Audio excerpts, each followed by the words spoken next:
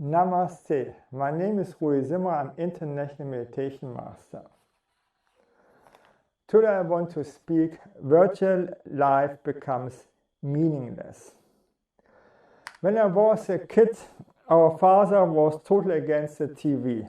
After some time we got a TV and I got so bored from the TV I could forecast the end of a movie by just seeing the first 5 minutes. Then I stopped after seeing 2 years in my life TV, and I cannot understand how people can see all the time TV. It is such a waste of time. We live only one time. So this means with 10 years old, I was 10 years old, it was over for me, TV. Okay. And I saw and watched families who didn't have any TV. They were much more happier, more creative, and they could talk even to each other.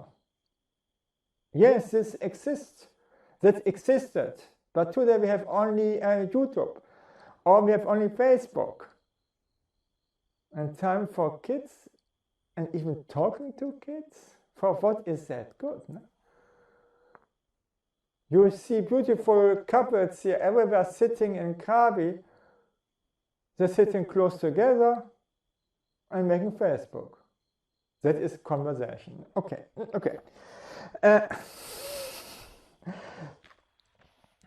So this means today the situation is much worse than to my time. So the new generation is getting so spoiled from the internet that they are getting bored even in the age of 12 years. Life is boring because they don't try out so many things, and that they are looking up on Google how it is, and so they remain inactive. If you act, this is all the time together with some risk. And if you watch the results, it's boring. So life is not anymore an adventure. It is just Facebook, Google, and YouTube. No? Life is not anymore an adventure. It's just Facebook. Okay. They don't understand until you have experience. You don't know it. The information is not known. Information is just garbage collection. Even worse, they are so mobile phone addicted so that they live in a virtual life, a virtual world.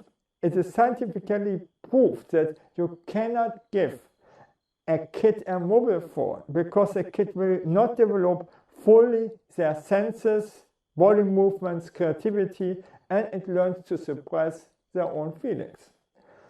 Even so, society is advocating suppressing of emotions by positive thinking, and that leads definitely to isolation and then suicide. Do you know more people die by suicide than by homicides or wars? If we don't exchange our emotion or show our emotions as they are, even tell out what we honestly think, we get isolated. And so even we live in a family. Facebook is enough. Isolation is a result, and then suicide. For instance, I participated in many CRP groups like Biogenetics, Encounter, Primal, and Tantra, and I remembered again and again that a husband and wife said, after this weekend with this therapy group, I know you better than my wife, husband, even we are married for 20 years.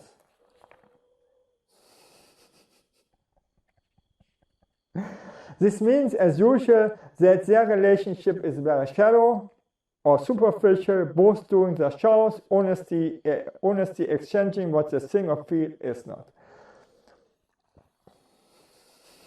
What is to be alive? Before I went into therapy and meditated, I have done many dangerous things. I realized when I live in the here and now, life is so much more exciting so that I don't need to risk my life. It is much more exciting to surrender my love to my darling, and the today generation don't need that. They have 20 Facebook love relationships simultaneously, and for sex are the pornos. Their motto is, emotions are bad, logic is good, and that we know always everything. Excitement, love, drama is exciting. It is better not to feel. Even your smartphone has more exciting for what is life. Kids need time and love, but the parents are today don't have both. Facebook is more important. Think this over. Is virtual life really what you want? Okay. Thank you that I could speak about this, and bye.